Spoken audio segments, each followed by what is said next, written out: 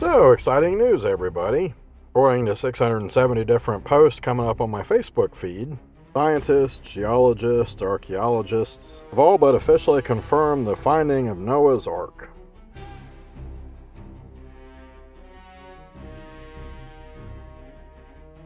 Now, of course, Noah's Ark doesn't need any introduction. Anybody that has any passing familiarity at all with the Bible is, of course, familiar with the story. We've all known it since childhood. But let's crack open our Bibles and revisit those scriptures. This is the genealogy of Noah. Noah was a just man, perfect in his generations. Noah walked with God.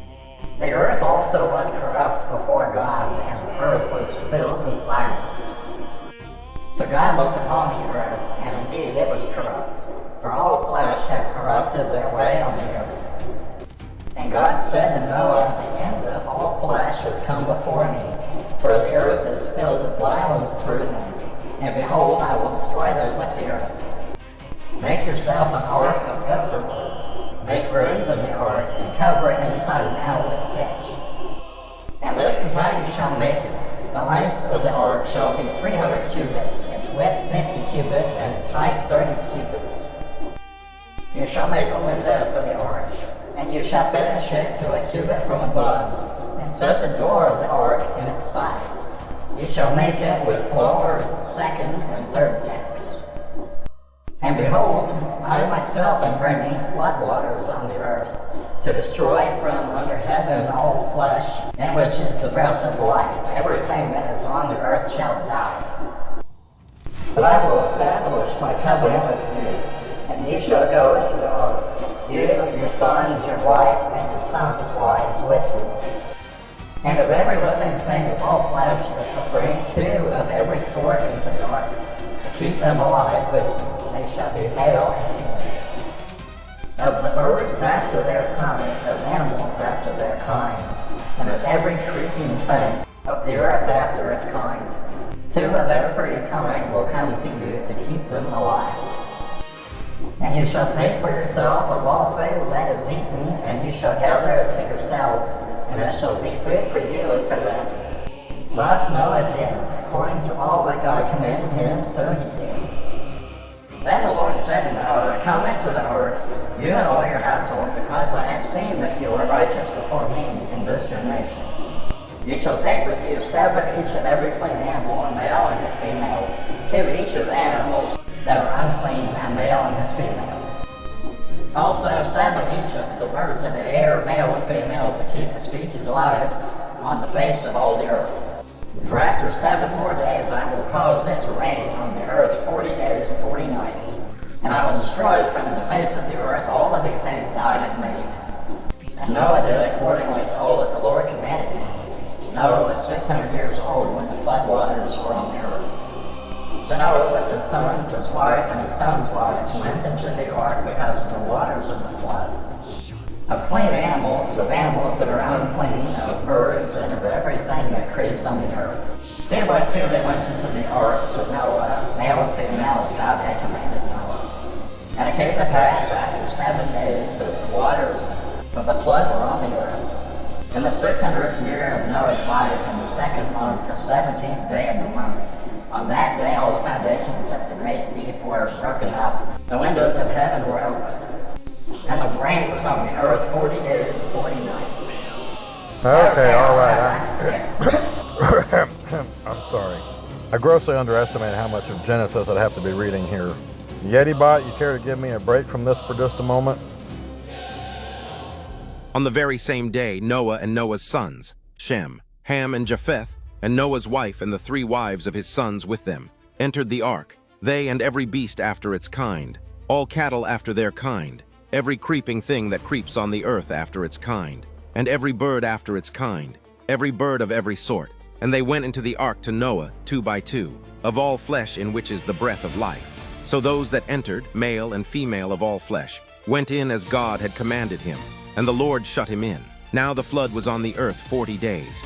The waters increased and lifted up the ark, and it rose high above the earth. The waters prevailed and greatly increased on the earth, and the ark moved about on the surface of the waters. And the waters prevailed exceedingly on the earth, and all the high hills under the whole heaven were covered. The waters prevailed 15 cubits upward, and the mountains were covered, and all flesh died that moved on the earth, birds and cattle and beasts, and every creeping thing that creeps on the earth, and every man, all in whose nostrils was the breath of the Spirit of life. All that was on the dry land died. So he destroyed all living things which were on the face of the ground, both man and cattle, creeping thing and bird of the air. They were destroyed from the earth. Only Noah and those who were with him in the ark remained alive. And the waters prevailed on the earth 150 days. Then God remembered Noah, and every living thing, and all the animals that were with him in the ark. And God made a wind to pass over the earth, and the waters subsided. The fountains of the deep and the windows of heaven were also stopped, and the rain from heaven was restrained, and the waters receded continually from the earth. At the end of the 150 days, the waters decreased. Then the ark rested in the 7th month, the 17th day of the month, on the mountains of Ararat, and the waters decreased continually until the 10th month. In the 10th month, on the 1st day of the month, the tops of the mountains were seen. So it came to pass at the end of 40 days that Noah opened the window of the ark which he had made. Then he sent out a raven, which kept going to and fro until the waters had dried up from the earth. He also sent out from himself a dove, to see if the waters had receded from the face of the ground.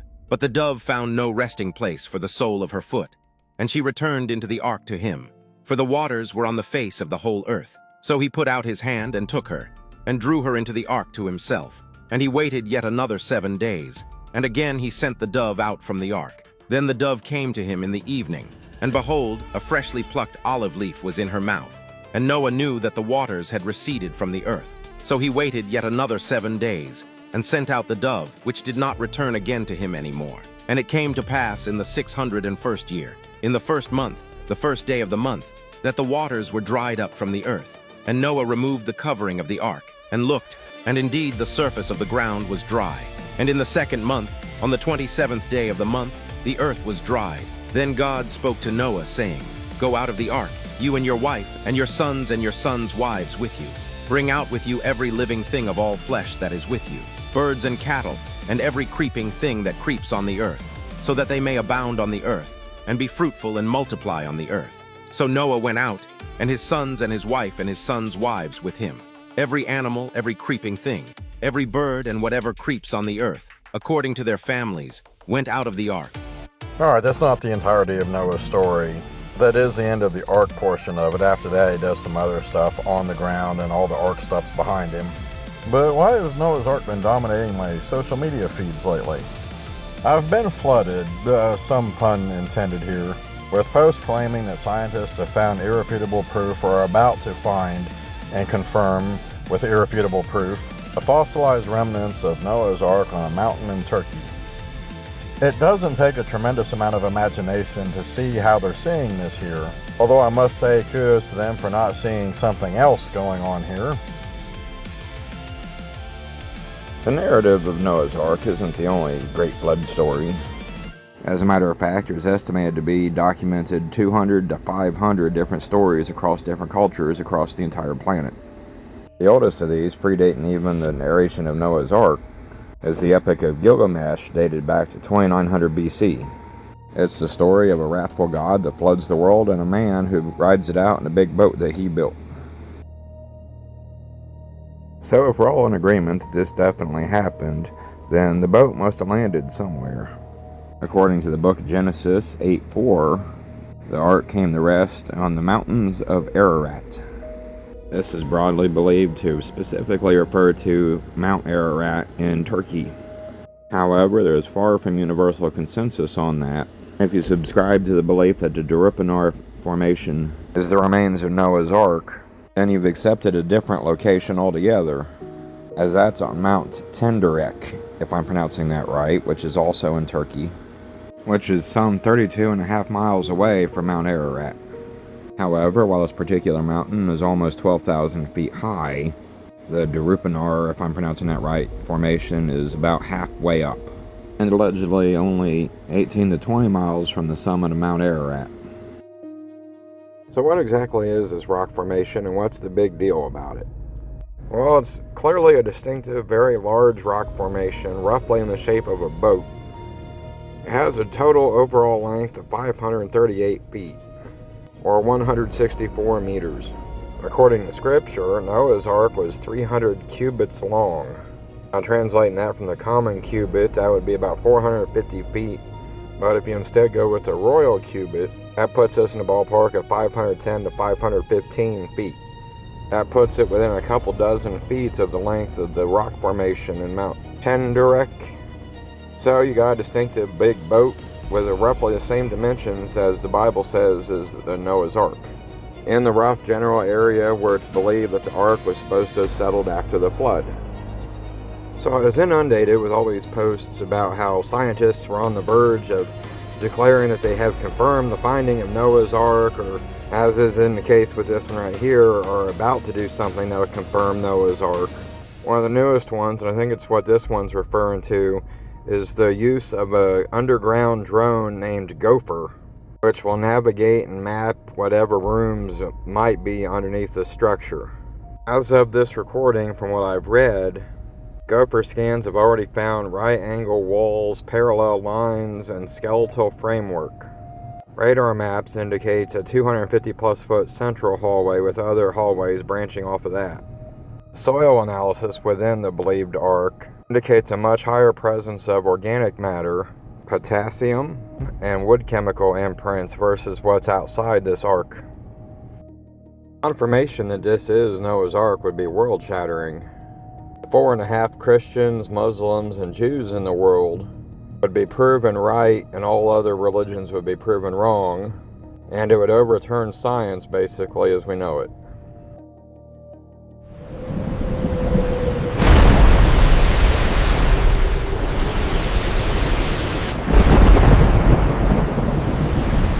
But you have to stop and wonder about something here. Because you see, Christianity and science have been butting heads for quite some time now. And if you listen to Christians, that the reason for everything that science is doing that's going against their beliefs, what the Bible teaches, is all the work of the devil trying to dissuade people from faith in Jesus, or that we believe that we evolved from monkeys rather than being a divine creation by God himself, etc., etc. So here's the thing about this whole confirming the Ark. That's been science's whole modus operandi all this time. Why do anything any different now? Well, they're not doing anything different now, although it's not because they're demons or working for the devil or trying to fight against Christianity or trying to turn people against Jesus. Instead, it's because they go with the evidence and they don't like to twist the evidence to say what they want it to say. And because their entire job is doing whatever it is that they're an expert in, whether it's geology, archaeology, whatever, and they know a lot more about than we do.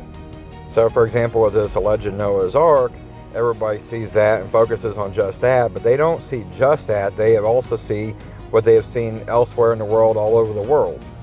So they know whether this is an actual anomaly, much like similar anomalies all over the world, or if it's something more remarkable. Believers aren't comparing it to other similar geological formations around the world. They're just focused solely on this one thing and making it exactly what they want it to be. So if we take an unbiased, honest look at that formation and focus not just on the exact formation itself, but the surrounding terrain, what we see is that this is just like a particular feature of it, a little bit more pronounced, but similar to what's going on around it. Geologists classify it as an elongated structural anomaly formed by a combination of a natural mudflow, tectonic compression, and the folding of brittle rock layers. This particular alleged Noah's Ark formation is composed of sedimentary layers containing limonite, which is an iron ore, magnetite, and andesite. Now, geologists assert that the unique walls, quote-unquote, and right-angled patterns observed at the site are a common natural occurrence known as boxwork, which happens when groundwater precipitates minerals along orthogonal fractures in folding rock.